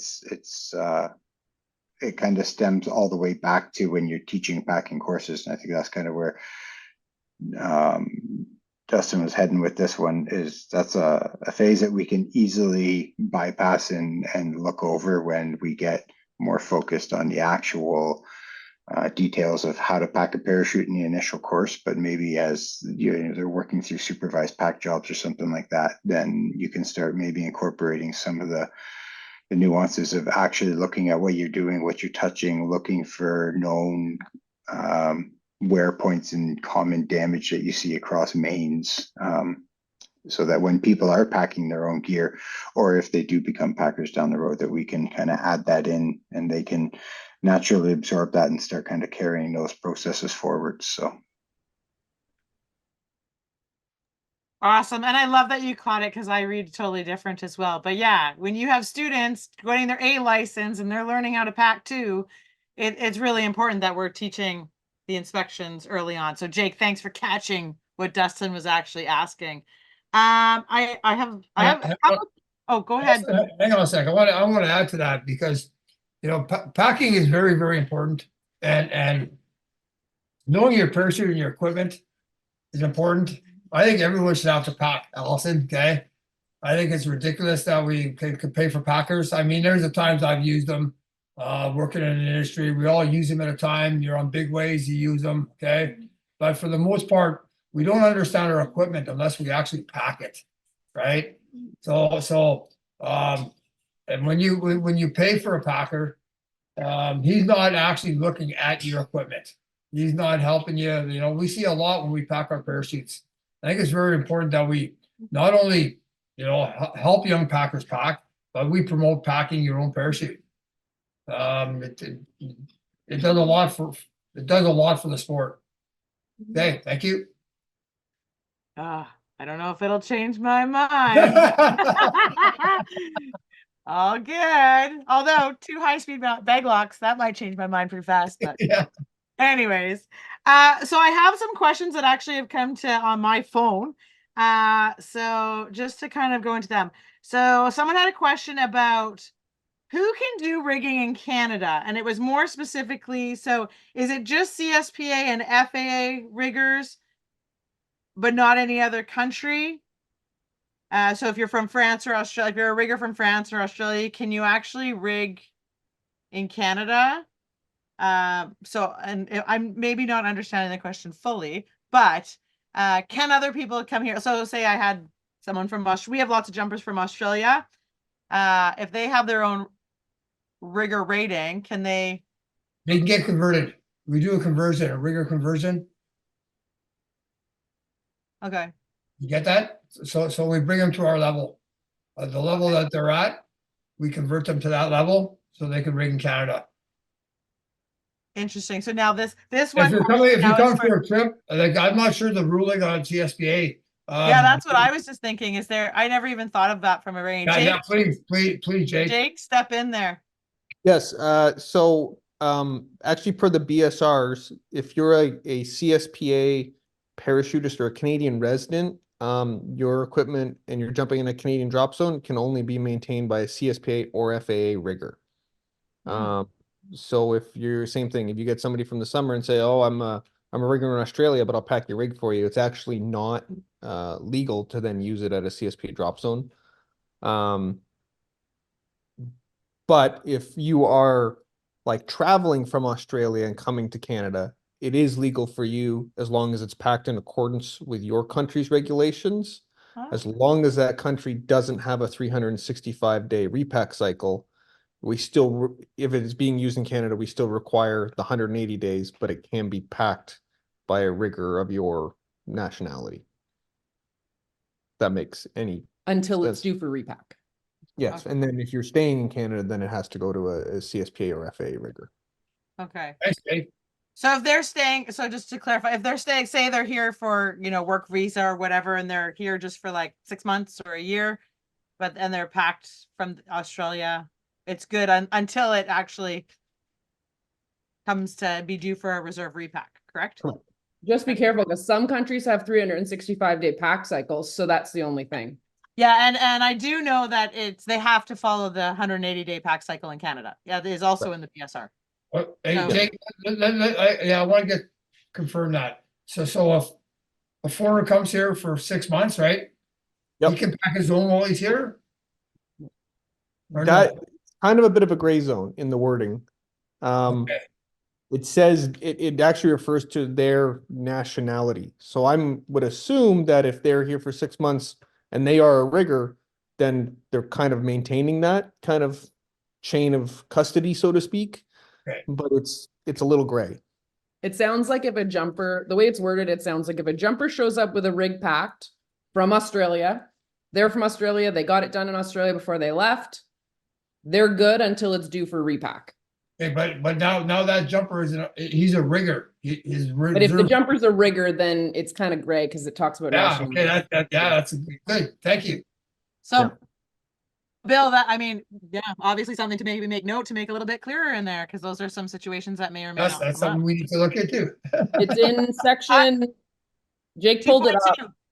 2.2, yep. 2.2. So actually, while we're talking about BSR 2.2, Bill, I had another question. Will we ever see 12-month repack recycle or reserve repack cycle? You know Will what? we ever move it from I'm 180 days? I'm pretty sure everyone here that knows me knows my view on this. So I'm gonna get you guys to put your hands up and tell me your view on your you know what? Not a year-long pack cycle, but change our pack cycle. What do you guys think our pack cycle should be? And Jake and J-Rod can't answer this, okay? So Okay, a good way to make the floor involved. everybody get involved, right? Yes, If and you I want an have- answer for me, give me your answer. Yeah, and I have people who aren't riggers in here. Yeah, please, let us know. I might put you on the spot. Put your hand up if you like. We want your feedback, guys. Who's got some feedback for us? Any chance I can know? Do. No feedback? Okay, No nobody is giving feedback. Okay, we'll just change it to 1 month then. How's that? Okay. We'll I was make gonna all say the riggers 180 rich, days it is, but 1 month, I guess. right? I guess make the riggers rich. Yeah, you know, There so- goes so my my- skydiving. Oh, my hold on. question- So I Oh. have Nikki. Nikki, would you like to talk on this? She did say 8 months is appropriate for Canada. Nikki, I don't know if you want to expand and have a conversation about it. If you do, please unmute yourself or just tell me to bugger off and stop telling you to talk. I'm not sure. Can you hear me? We can Yeah. hear you, Nikki. Hello. Hello. Yeah, I think 8 months in Canada is appropriate because most places across Canada, besides our beautiful island here, can only jump for 6 months of the year. So if you're gonna only be jumping for half the year, and some places jump up to 7 months. So if we had 8 months, that would at least cover the full season here. Thanks, Nikki. Yeah, absolutely. That's for consideration. Bill, do you want to add to that? Yeah, actually, my question to everybody, okay, before we all have an opinion on why would we want to increase the date? Why do we want to extend the date? Okay, is there a reason? Because there's only one reason in my mind, right? And I am the chair of the Technical Safety Committee, so please understand, it's not because the season lasts longer, right? So what's the real reason that we would extend the date of reserve repack cycles? Well, because then you're not packing it twice within the season and adding an extra pack to a year that you're not jumping the full year, so you're going to wear your gear out quicker. Thank you, Nicole. The answer is because we're saving the gear. We do more wear and tear and damage on the gear packing it than we do Wear and tear. in its nice little container. You bet. So that's the answer. What the And- answer and is to Bill- how long we extend it is still open, but definitely we're gonna save gear, right? And Bill, we've had some other feedback into that. So Yep. Brian says it's a really tough pill to swallow to repack near the end of the season to get a handful of jumps just to repack it next season. Derek says, I have read packing. Let's make some spelling there. Packing damages the reserve. You've read the packing damages the reserve. Yes, we just talked about that. Somebody else, 6 months instead of 180 days. A lot of people forget the 31-day months. Then their rigs are expired by 3 to 4 days. Oh, can you get the bone out of his mouth? Sorry, my dog just ate a chicken bone. Little bugger. And yeah, that's an interesting one too. I know that we've had some conversations. If people are jumping and then the 6 months comes along and then all of a sudden people don't realize that their reserves are out of date and there's a lot of missed because they're like, I've only got a couple more weeks of jumping left. So they just jump it. It's not necessarily tracked at the drop zones, nor is it necessarily the drop zone owner's responsibility to track it. Certainly not the rigger's role to call people when their reserves are due. So there is some conversations around those as well. Shannon and Jake, you got your hand up. Feel free to add to that. I was just going to say, there's actually a lot of data now too, and it's actually backed by the manufacturers to support the 180-day or a 365-day repack cycle, just because there's now more evidence, and a lot of the issues went away when we went away from natural fibers and moved to synthetic fibers, which was like where it all started, 100 years ago in parachuting. So I think, like, talking to pretty much every manufacturer we work with, they don't see any reason why you shouldn't, but they do say that there needs to be kind of a 6-month inspection process in there to catch any wear and tear that comes up. So it's kind of a halfway medium of like, you can't just not look at it, but there is room, as Bill says. You do more damage tearing a reserve apart than you do leaving it packed, but you also need to, check the closing loop, check that it's not getting soft or pull force is too low. So there is kind of a happy medium in there that can be achieved. Yeah, and thanks for bringing that up, Jake. I know that's something that's certainly up for, the conversations that some riggers have had is like, yeah, okay, it's one thing for the actual reserve parachute, but there's a lot more to what you guys do than just repacking a reserve. There's lots of things that you're looking at. Bill, you want to add to that? Oh, you're on mute. So I have done for the last 10 years a lot of research on this, and I've talked to all the manufacturers, and like Jake stated, that most of the manufacturers agree that a year is fine, right? And you look at the associations. I talked with a lot of different associations across the world, and they don't seem to have any issues with it, right? We're definitely going to save gear. I really don't want to get into a country that puts a ban, a time expiry on our gear. Europe has it. Australia has it. I think we should leave the judgment up to the riggers and the manufacturers of how long the gear lasts, and not up to an association. So it's our best interest to make sure that if we do extend, that we extend it in the best way possible.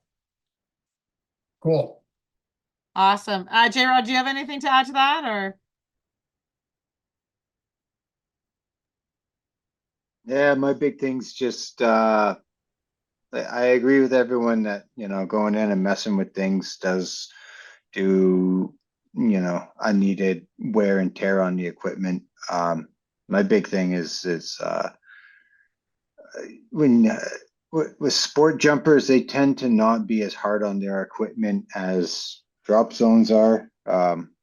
I mean, they own their equipment, where drop zones, whoever's using their equipment typically doesn't own it and is a little rougher with it. I typically see a lot more damage and wear and tear and the need for maintenance on a 6-month repack cycle than I ever do see, like on a drop zones rig, than I ever do see on a sport jumpers rig. So for people who are, involved in rigging at a drop zone, they may see similar things opposed to people who are mostly packing for sport jumpers. So that's my big key thing on that whole extension of a repack. I find now, The use of the gear. With the 6-month, the 180-day cycle we have now, if something's wrong with the rig, you take it to your rigger and he fixes it, right? And Dustin's a good example because he brought his rig got soft a couple of years or 3 or 4 years ago. He brought it to me, we fixed it, right? And I don't think that's going to change if we go to a year, right? I honestly believe that the inspection idea is great. I don't think we should open the rig, but we should definitely look at all the surrounding other areas. But I do believe that a year is good, and it's not going to change. If something's wrong with your rig, you take it to the rigger. He looks at it. He repacks if he needs to. He doesn't if he doesn't have to. Right?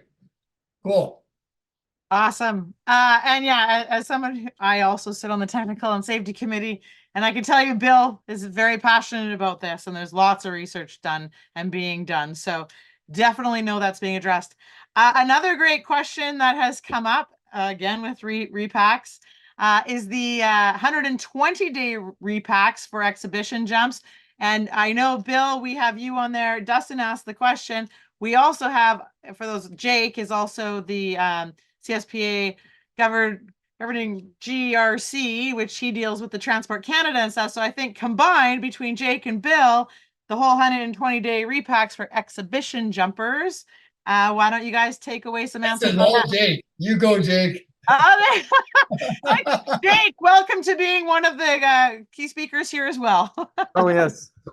No, so Bill, myself, and Michelle sat down and basically gathered all the evidence to propose a change to Transport Canada. Again, wasn't so difficult because in other CSPA or in other Transport Canada documentation, it actually does reference a 180-day repack cycle for other stuff anyway. And, we all believe that this is just carryover from, historical information when they were aligning it with the FAA's 120-day repack cycle, and just has gotten missed because from Transport Canada's point of view, they don't particularly care about demonstration jumps as much as we do. So the proposal has basically been drafted.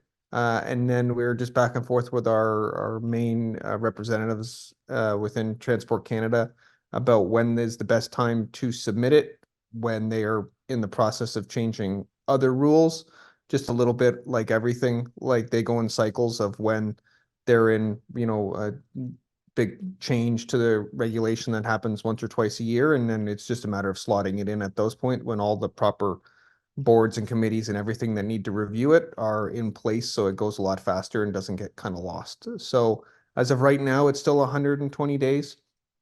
But it is being worked on to go in and shape to go in to be updated. But once it hits Transport Canada, we also don't know. It's a little bit like the FAA. It could go really quick or it could get bogged down in bureaucracy also. Awesome, Jake. Really appreciate that. Bill, do you have anything to add to that, or? Oh, that's all in a nutshell. Perfect. Sounds good. So guys, we have about 15 minutes, 14 minutes left that I did schedule the meeting for. Last year, this thing went on. I think, Bill, we finally told everyone to go to bed after like 4 hours or something. It was all riggers, just old school riggers talking, but we're certainly not going to do that. But we do have about 12 minutes or so left. I do have a closing thing to add to it. And all my questions that I did get, I've asked prior. So I'm going to open it again up to the floor. Is there any further comments, questions? Jake, Bill, J-Rod, I'm including Jake now. Is there anything you guys you feel like that we may not have touched on that you guys want to have conversations about?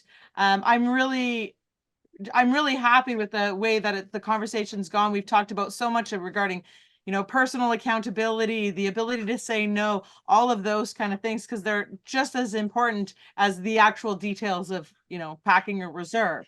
And I like that. That's been a really common conversation throughout this. But I'll open the floor to you, Bill. Go ahead. Yeah. Oh, is it something before me? Go ahead. No, I was gonna say go ahead. So there was a question on there, it referenced to helping helping young skydivers buy new gear, right? Thank you. Sorry, I thought I had it crossed off. And this is really important, okay, as riggers, because this is where it starts. This is we talked earlier about me turning down a rig last week, right? And it all starts on, helping a young skydiver buy new gear. Very important. I mean, we all don't have $12,000, okay? But buying gear that's appropriate, both in the disciplines they're doing, okay, and fit, okay, and how much life it's got left in it, right? Please do the best you can to be able to assist your new skydiver in buying the best possible gear that's best suited for them, right? I mean, we can all go in a gear size, but that's not the issue. The issue is making sure that they get the best gear for the best value, best dollar, best bang for their buck. But fit is a very important thing, okay? Condition is very, very important. And as we saw, that young guy that he didn't have that rig long, and I wouldn't pack it just to it was old. So please help your young jumpers up properly and make sure they make the right decision by gear. You want to add to that, guys? Bill, I was just going to add to one of the things that I see as well, and you're talking about new jumpers coming into the sport. Yeah. I've been doing a whole bunch of work around angle flying and movement. The education to experienced jumpers as they move through different disciplines, I did not even realize how vital it is to have a proper fitting equipment, especially for something like angle flying.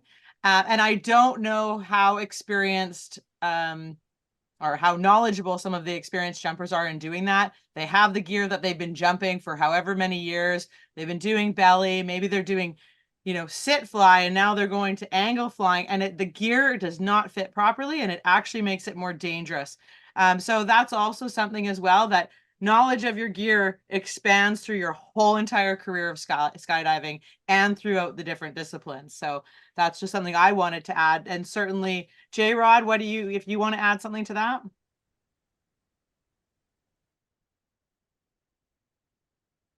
I did, but it literally slipped my mind as I went looking for the mute button.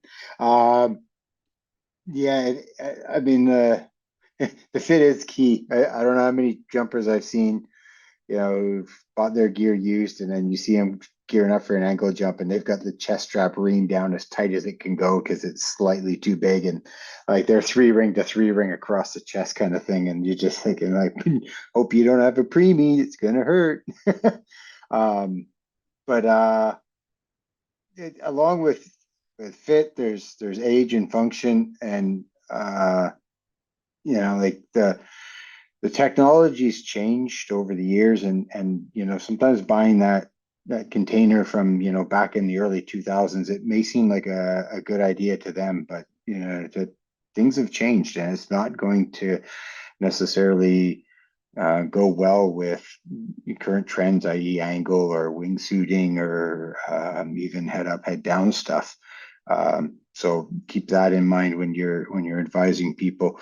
And I think one of the biggest things that I find to help people when they're buying gear is it takes time. It's a long journey. It's not like you just kind of hop online, and it's not like buying a car when there's only so many with certain colors, and the features are basically all the same. Like we're talking about size, fit, different canopies. When it comes to like it's like trying to buy a car with the right set of tires on it, right? So just explain to them that it's going to be a long process and to just not rush it. And that should help them avoid a lot of major mistakes. Love that. Jake, I don't know if you have anything to add to that, or anyone from the floor, actually. Yeah, like we have a couple of resources that we actually set up at our drop zones. Like we actually set up like a group chat basically on like Signal group and said like anybody who's interested in looking for gear, and then like Shannon or myself will kind of go through used as and say, hey, this is a not a bad deal. This is a good looking rig. This is, something, and even go like now to specific people and say like, hey, this would fit you really well and that sort of stuff within our community. We also try to like, this is why it's a good deal. Like, this is what we saw in the ad that makes it a good deal. And often we'll say like, hey, this is the ad. Offer the person, don't go over this. And then we kind of put it back to them, like, don't go over this price. This is how we would do it. Let us know if you need help. But we also tell them usually like, what about that ad is good? Like what it is that they should be looking for in ads to try and help them, because it's overwhelming. Like it looks like gibberish when you're just starting out to look at a used rig ad. It's a lot. It's a lot. And then the other thing that we also have been doing a lot of too is like, a lot of people leave their rigs around the drop zone and that sort of stuff on a Sunday night because they're coming back next weekend. And I know somebody's looking or whatever. I'll be like, okay, let's stay late on Sunday and we're gonna try on almost every rig in the building. As weird as it sounds, but I want you to make a list on your phone with the different manufacturers, and we're gonna try this on, and we're gonna try this on, we're gonna try this on, and we're gonna see what fits you really well. So then when you are looking at ads, you can basically know like, okay, if I'm in a Vector, I'm gonna be a 18+2. Oh, but in a Javelin, I might actually be a C17. And it just because they all do fit a little bit differently and they all have their own little things like that. So like when it comes to sizing and harnesses and that sort of stuff, it definitely isn't going to be perfect, but it gets them a lot closer to what they're looking for. So when they see this, they send you, and it helps us too as the owners, like when they're sending you rigs all the time, like, oh, what do you think of this? It's not this like A14 harness built for somebody who's 5'2" going like, that's a great rig, just not for you. So it kind of already weeds that out so they know what they're looking for also. Awesome suggestions. I was That's gonna say, awesome. yeah, the other thing too is like, I think is just kind of hit on Bill's point too, is like, and J-Rod's is like, there is older gear out there. And we look at a rig now and go like, to me, might be bad to say, but like, I look at somebody say, oh, look at this like 2010 rig. I go, that is 14 years old already. It is 2024. And the technology has changed within that. And it's like, would you go buy a 14, as they say, would you buy a 14-year-old car? Like, God, no. So it's kind of like, we also like, it's weird in that our minds haven't quite caught up to where we are in reality of like, that's still a 14-year-old parachute. That's, we have a couple jumpers who like bring me 94 and I'm like, that's as old as I am. You do realize that, right? No, that's not a good thing, but like, it may be time to upgrade this type thing. You're That's right, really funny. Danny, you're right. Yeah. He's like, you're too young, Jake. I thank God airplanes are okay with their old. Thank God. Yes, absolutely. If I had to buy a new We'd be airplane screwed every without 10 old years, airplanes. I'd Said be better with screwed. me. It's true. Awesome. You guys, we're almost wrapping up this meeting, but is there anyone from the floor, any questions you have, any comments you want to make? Feel free to raise your hand, put them in the chat if you like. 90s jabs are the best. Thanks, Brian. Awesome. It's funny. I'll add one more point to that. So, go ahead. believe it or not, old ZP is way better than new ZP Yeah. because of all those Right. great chemicals they had in it. So, I mean, if you can find a sweet 90s, like late 90s, early 2000s, like Stiletto 120, that thing will fly like a dream. I promise you. Oh, that's hilarious. I still am shocked when people say, "Oh, I got a Sabre 1," and I'm like, "Oh, okay." But there's lots of them out there. They still love them. Awesome. We will, by the way, once I kind of wrap up the meeting, I am going to just open up the floor afterwards. Everyone can stay on and have Closet Queens are the Cougars of the Canopy World. Oh, Danny Grant. Closet Queens for the win. I love it. So I just wanted to personally thank all of you guys for attending today. I know it takes time out of your day, but we always have such great conversations. And Bill, thank you again for year 4 of rallying it together and supporting kind of the mission that Gord and I have to be able to share information on safety and that kind of just general information. Oh, I've got a hands up. I have a hands up. I want to say it's Steve. Hi. I don't know who it is. Hi. I just think I figured out how to unmute. Can you hear me? Yes. Yeah. Yes, you're All right. good. There was a couple things I tried getting in earlier on. So first one, when we're talking about elastics, it's easy to change the one on our mains. A less talked about piece are pilot bailout rigs. And those elastics are going to be in there for a 6-month repack cycle. Is there any thought or concern on the elastics now that we're going in? And as Jake had said, if they've really got a 4-month shelf life,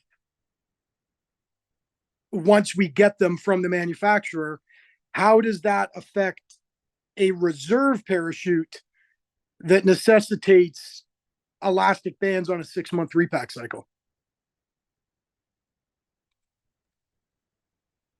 Bill, you're on mute. Yeah. Someone want to talk about that? You definitely you want that. You want to open that every 6 months, right? You know, you would pack it for the flying season, and it would sit for 6 months. No longer let it sit for 6 months. Don't open it up. I'm pretty sure for that 6 months they'll be fine. I know Jake said, you know, but the elastics are only actually rated for 6 months. But you'll get 6 months out of them. But don't let the canopy sit anymore in the winter. Jake, what do you say? do an unpack at the end of the season so that they don't have a chance to gum up on the lines and the diaper and everything that they're having contact with. You bet. Okay. Take all the elastics off the diaper, wherever on the container where they're stowed, and get rid of them, and there won't be an issue. Okay, my second piece goes to the bit that came up about, do you become an FAA rigger or CSPA rigger? So Bill, there's actually a bit of an email train between you and me. I just went down last month to Georgia to Shooting Star, got my FAA, and what I have to say to anyone considering going that route is the price at a effective exchange rate of 1.4 is your hotels, your cost of your course, your flights, everything is going to be way more expensive than doing it in Canada. I had to weigh the option of, if I'm able to get the conversion, get my CSPA, be dual rated, it gives me the ability to pack for the vast majority of people in Alberta that like to go down to Eloy, Sebastian, or somewhere in the US. And we've had quite a few people that about a year and a half ago, I think it was, they rolled into Eloy, and there was sort of a 10-person rejection in one shot. Said, you got to go get your repack that was done 72 hours ago repacked again, because they were enforcing the FAA. So I took that option. And like I say, for anyone looking at it, basic tools, courses, hotels, I'm about $9,500 committed. And I probably would have been half of that if I had been able to just do a CSPA Rigger A1 course. Just the savings I would have had in hotels, food, rental car, all those expenses that you got to put a 1.4 multiplication factor on with our exchange rate. So that's my piece on kind of, do you wait it out, or do you go? There was another Alberta rigger with me as well. We made that call, but it is pricey. It's a pricey one because everything's just more expensive down there when you got to take the conversion. On that piece, now being a rigger. This is to J-Rod. 10 years ago, in September at STI, I was a student, brand new, going for my A license, and I completed my pack jobs. And I had pack job number 10 of my 11 packs to get my my packing course. And you threw me your rig as a rigger and said, here, learn how to pack a sport rig instead of a student one. So I packed it, I handed it to you. And I said, well, are you going to open it? And you said, yep. You threw it on and you jumped on the plane. Said, if I pull my reserve, you go back to pack job number 1. If my reserve doesn't need to be used, pack your own rig and get on a jump. And 10 years later, now I got my rigging certificate, and that was where I learned to pack. That is freaking awesome. All right. I guess I'll send you my reserve. That is that's awesome. I love that. And that's the thing. You know what? We impact people's lives, and here we have full circle, right? 10 years later, you got another rigger. It's a small ass community is what I've come to realize. I love that. Well, welcome to the community. Hey, reach out to me and remind me who you are, because I can't really tell off of the name on the screen. So yeah, hit me up later, brother. We think it's Steve. Is it Steve? Yeah. Hi, Yeah, Steve. Yeah, I've been jumping out in Alberta since I got my A license for the past 9 years. So I love it. Yeah, hit me up. Hey, Yeah, give us a brief of how the course was. How was your FAA? So the FAA, the FAA course was it was pretty good. Here we go. There. All right. You can show up with 0, 10, 20, however many of the pack jobs, if you can nail down an FAA rigger that's going to do them with you. Out west, we don't have a ton of FAA riggers, and they don't necessarily live close by. So I only had a couple of those done with one of our FAA riggers in Alberta here, who had been the only one for quite a while, only active FAA rigger for quite a while. The course was set up with, we had 3 candidates, 1 master rigger, and 2 weeks to get through everything from your patchwork, your how to do all your paperwork, rounds, squares, tandems, the works. Your first couple days, you're looking at 12-hour days, very in-depth. You're doing a few pack jobs every day. And then you kind of trim it down to a 10-hour day, 10-hour day, go into the weekend. And the weekend, you're encouraged, go get some jumps and blow off some steam at the drop zone, but study the manuals, right? So you were kind of told in advance what manuals you have, like your FAA rigger manual and the different manuals that you've got from your manufacturers. And then you get back into it the next week, and you've got essentially 2 days to finish everything up. Any questions that you've got, again, you're going about 10-hour days. Write your test on the Wednesday. One person does their exam. Thursday, another person does their exam. Friday, another person does their exam. Each of the candidates was between 6 and 8.5 hours to do the oral and practical exams. The written exam was actually very easy with kind of what they had guided us to study. Easy in the context, not that it was a monkey see, monkey do, memorize certain questions. Easy in the sense that they stressed the right areas to study. And if you hadn't done pre-study, I can't imagine getting that exam right. But it was 2 weeks of 10 to 12-hour days every day. Go back to your hotel room and study for a couple hours before going to bed. Yeah. Sounds like our courses. Yeah, I don't think it's much different from what I've heard of people that have done the courses in Canada. The big piece for me was I go down at least once or twice to the States every year. And I was one of those people that had a fresh pack job. And Eloy looked at it and they laughed and they said, go get a real rigger to pack this, and sent me over to Desert Skies. And my pack job, I don't even think it was 72 hours old. We're doing our best. We're doing our best to change that, right? So. And I get that. And that was, and I talked to other people, they didn't enforce it down there as much.